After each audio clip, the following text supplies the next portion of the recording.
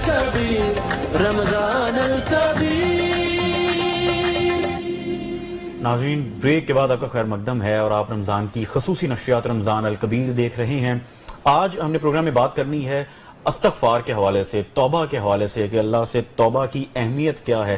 سرکار دو عالم سردار دو عالم صلی اللہ علیہ وسلم فرما رہے ہیں کہ جو شخص کثرت سے اللہ پاک سے استغفار کرتا ہے تو اللہ pاک اس کے ہر غم کو خوشی میں بدل دیتا ہے اور اس کو ایسی جگہ سے رزق عطا کرتا ہے جس کا اس کو گمان بھی نہیں ہوتا.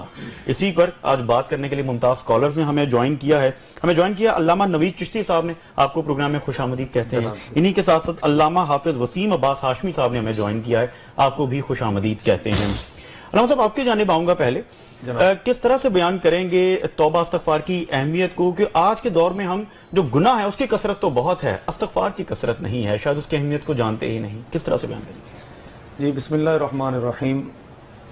اللہ عز و جل نے قرآن مجید میں ارشاد فرمایا، قُلْ يَا عِبَادِيَ الَّذِينَ أَسْرَفُوا عَلَىٰ أَنفُسِهِمْ لَا تَقْنَطُوا مِن رَحْمَةِ اللَّهِ.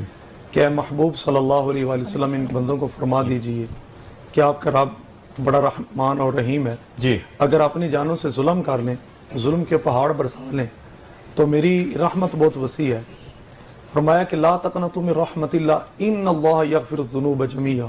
فرمایا کہ بے شک میں اللہ تمام گناہ معاف فرمانے والا ہوں، تمام گناہ معاف فرمانے والا. انہ هو الغفور الرحیم، کیونکہ میری صفت ہے میں غفور بھی ہوں رحیم بھی ہوں. تو یہ جو استغفار ہے، جیسا کہ آپ بھی ذکر خیر فرما رہے تھے، میرے نبی علیہ السلام کا فرمان ہے کہ جو شخص کثرت سے استغفار کرتا ہے اس کو پتہ ہی نہیں ہوتا، ایک تو اللہ اس کے گناہ معاف فرما دیتے ہیں، دوسرا اس کو پتہ ہی نہیں ہوتا کہ اللہ عز و جل اس کو غیب سے رزق عطا فرماتے ہیں، اس کا گمان بھی نہیں ہے. اور تیسرے حدیث شریف میں حضرت سیدنا ابو ہریرہ پاک رضی اللہ تعالیٰ عنہ اس کے مروی ہیں، آپ فرماتے ہیں کہ مجھے سرکار دو عالم صلی اللہ علیہ وآلہ وسلم نے ارشاد فرمایا کہ واللہ العظیم، مجھے اس رب ذوالجلال کی قسم ہے، فرمایا کہ میں دن میں ایک روایت کے مطابق 70 مرتبہ استغفار کرتا ہوں اور دوسری روایت کے مطابق میں ایک دن میں یعنی ہر روز 100 مرتبہ اپنے رب سے استغفار کرتا ہوں. یہ ایک بہت بڑی عبادت ہے استغفار. اس سے اللہ کا قرب حاصل ہوتا ہے. استغفار کرنے والا اللہ کا مقبول بندہ بن جاتا ہے. استغفار کرنے والے کے دل اللہ تعالیٰ نرم فرما دیتا ہے. استغفار کرنے والے کو جو کثرت سے کرتا ہے اللہ اسے گناہوں سے چھٹکارا عطا فرماتے ہیں. اور استغفار ایک ایسا وظیفہ ہے جو میرے نبی پاک صلی اللہ علیہ وآلہ وسلم آپ کی سنت ہے. استغفار ایک ایسا وظیفہ ہے جو حضور صلی اللہ علیہ وسلم کی سنت ہے. اور اس کے ساتھ ساتھ توبہ جو ہے میرے نبی علیہ السلام کا بہت بڑا فرمان بابرکت نشان ہے.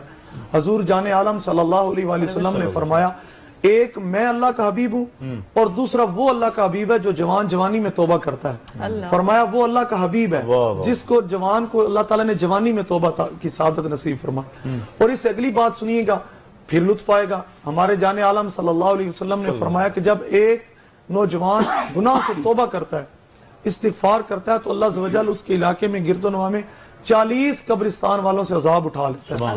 یہ جوان کے توبہ کا مقام ہے. تو یہ استغفار ہمیں قرآن پاک میں بھی مرتبہ کثیر تعداد میں ارشاد فرمایا گیا. احادیث مبارکہ میں بھی ہمیں جان عالم صلی اللہ علیہ وسلم کا فرمان کہ استغفار کی کثرت کریں. اس سے انسان کا دل نرم ہوتا ہے، انسان کو اللہ تعالیٰ وہاں سے رزق عطا فرماتا ہے جہاں سے گمان بھی نہیں ہوتا.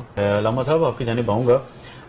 اللہ پاک قرآن مجید فرقان حمید میں فرما رہا ہے کہ جو شخص توبہ کر لے، ایمان لے آئے، تو اس کی برائیوں کو بھی نیکیوں میں بدل دیا جاتا ہے. یعنی یہ تو اتنا بڑا عمل، اتنی بڑی عبادت ہے کہ انسان ساری زندگی گناہ کرتا ہے، اللہ سے توبہ کر لے تو سارا کھاتا کلیئر ہے، بالکل ہر طرح سے معافی ہے.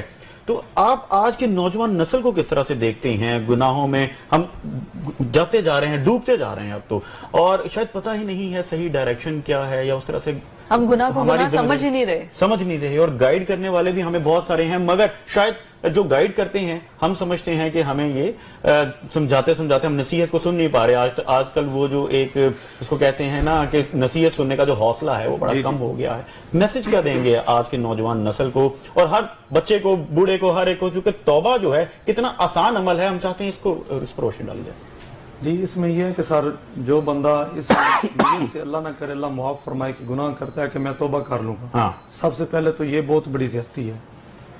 گناہ کرنے سے پہلے ہی انسان سوچتا ہے کہ میں نے وہ ٹریک اس نے غلط یوز کر لیا کہ میں جناب یہ کرنے لگا ہوں پھر بعد میں توبہ کر لوں گا. ٹھیک ہے، نہیں، ٹھیک ہے، میرے مالک معاف فرمانے کی طاقت رکھتے ہیں، معاف فرماتے ہیں. وہ تو جتنا بھی گناہ گار آ جائے، جیسا کہ وہ بنی اسرائیل کے ایک واقعہ ملتا ہے کہ جس نے 99 قتل کیے تھے، اب وہ توبہ کے ارادے سے صرف جا رہا تھا، ابھی کی نہیں، توبہ کے ارادے سے جا رہا تھا، تو راستے میں اس کی ڈیتھ ہوگی، موت واقع ہوئی۔ صحیح۔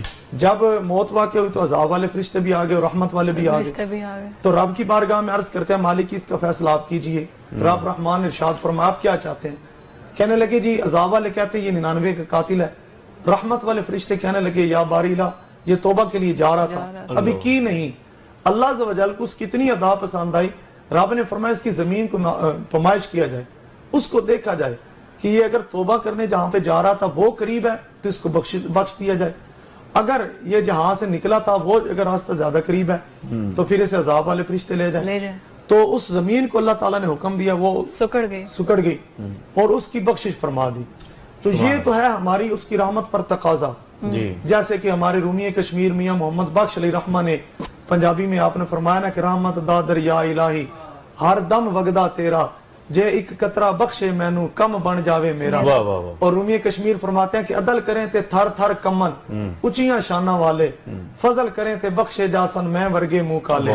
یہ تو ہمارے اس کی رحمت پہ تقاضا ہے، ہم اس پر ہمیں یہ یقین کامل ہے کہ اس کی رحمت بڑی وسیع ہے۔ اور دوسرا جو آپ فرما رہے ہیں کہ ہم نوجوان نسل کو کیا پیغام عرض کرنا چاہیے، وہ یہی ہے کہ ہمیں بہت زیادہ گناہوں سے بچنا چاہیے۔ گناہ ایک ایسی عذاب ہے جو یہ گناہ نہ زندگیوں کو کھا جاتا ہے، انسان کو کھا جاتا ہے، انسان کی زندگی مختصر ہو جاتی ہے۔ اور جب ہم یہ سوچ کے اللہ معاف فرمائے کہ گناہ کرتے ہیں کہ ہم اس کے بعد توبہ کر لیں، تو واللہ عالم کہ پتہ نہیں ہو سکتا ہے وہ گناہ کرتے ہی ہماری جان نکل جائے، روح نکل جائے، پھر ہمیں توبہ کا موقع ہی نہ ملے، پھر کیا کریں گے؟ اس میں ہمیں یہ چاہیے کہ ہر وقت اپنے رب کی یاد میں رہنا چاہیے، استغفار ہماری زبان پر کثرت سے ہو، کلمہ شریف کا ورد کرتے رہے ہم، اور یہ گناہوں سے نہ بالکل معافی، ہاں اللہ نہ کرے کبھی نہ کبھی سرزد ہو گیا گناہ، تو اس کے لیے بھی ہمیں بہت زیادہ کام ہے۔ میرے نبی علیہ السلام کی حدیث مبارکہ ہے، حضرت عبداللہ بن مسعود رضی اللہ تعالیٰ نے اس کے مروی ہیں کہ جس نے گناہوں سے سچی توبہ کی وہ ایسے ہے کہ جیسے اس نے کبھی گناہ کیے ہی نہیں، مگر اس میں شرط کیا لگائی ہے کہ سچی توبہ۔ بلکہ علامہ صاحب جس طرح فرما رہے ہیں کہ لوگ گناہ ہی اس نیت سے کرتے ہیں کہ گناہ کے بعد توبہ کر لیں گے، بلکہ اس کو تو اس صورت کو اس طرح سمجھنا چاہیے اگر گناہ ہو گیا ہے تو فوری توبہ کرنی